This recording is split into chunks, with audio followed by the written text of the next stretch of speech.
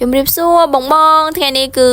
មកធ្វើការបង្ហាញពី feedback ភ្ញៀវម្ដងអញ្ចឹងណាបងអញ្ចឹងបើសិនជាបងមានបញ្ហាទូរស័ព្ទបងអាចយកធ្វើការជួសជុលបានហើយក៏អរគុណដល់ភ្ញៀវមួយដែលជាអតិថិជនតែងតែ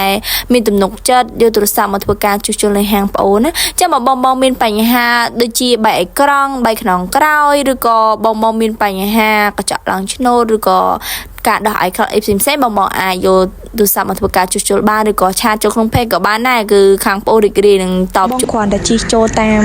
ផ្លាកក្រុងប៉ោយប៉ែតនឹងមកហើយយើងជិះទៅត្រង់រហូតចូលតាមផ្លូវផ្សារដើមមាទ្យាយើងមកត្រង់រហូតមកណាមកដល់ត្រង់បងនឹងឃើញ